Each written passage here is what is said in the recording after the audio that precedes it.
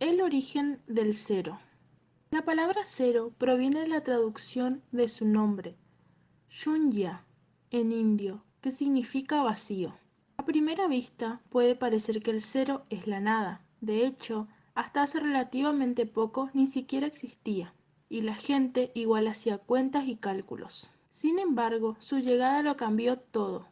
Pero antes de ser incorporado a la matemática, el cero tuvo que dar una dura batalla de más de 1500 años para convertirse en un número por derecho propio. El cero apareció por primera vez alrededor del año 300 a.C., en Babilonia.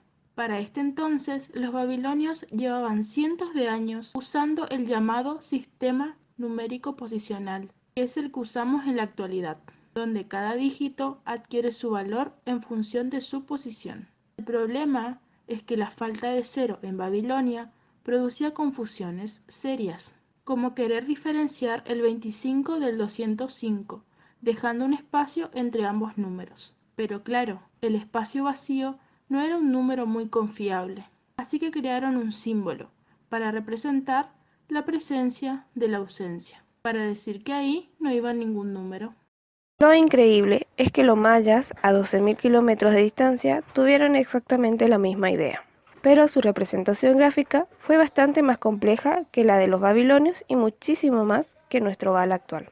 De hecho, ni siquiera era un símbolo, sino varios. A veces el cero era un hombre tatuado con el colgante en el cuello y con la cabeza echada hacia atrás. Otras veces eran figuras enteras o media flor o formas imposibles de describir. En todo caso, el cero de los mayas tampoco era un número en sí mismo. Tener un símbolo para el cero es importante, pero el salto conceptual realmente brillante ocurrió en el año 630 después de Cristo, en la India. Y no es casualidad que fuera allí.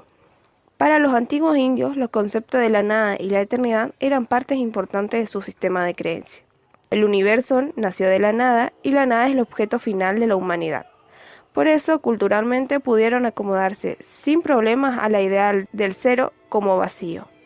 Algunos incluso dicen que la forma circular del cero representa el ciclo de la vida o lo que también se conoce como la serpiente de la eternidad.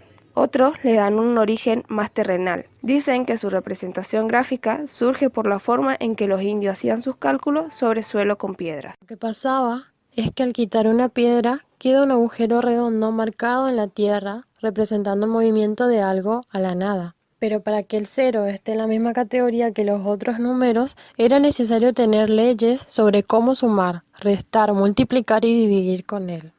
Eso fue lo que hizo el matemático indio Brahmagupta. Aunque las divisiones con cero demostraron tener problemas que perduraron por siglos, aún así, las ideas de este matemático lograron establecerse en China y Medio Oriente, donde el cero fue incorporado a los números que usamos en la actualidad. Así, con solo 10 dígitos del 0 al 9, crear y manipular números enormes comenzó a hacerse de una manera eficiente y en consecuencia los números comenzaron a volverse cada vez más abstractos y perder su correlación con objetos de la vida real. Ya no eran 2 manzanas o 3 cabras, eran 2 y 3. Pero todavía le faltaba la verdadera batalla.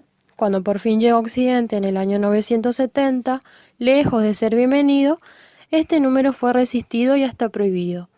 El problema, decían, es que le abría las puertas a los números negativos, y estos a su vez legitimaban el concepto de deuda y de préstamos. Tan lejos no estaban los indios, porque a las deudas lo llamaban números negativos. El problema con el cero no era solo económico. A un nivel más abstracto, el cero era visto como la aceptación de un mundo sin Dios, algo que no agradó a la Iglesia Católica.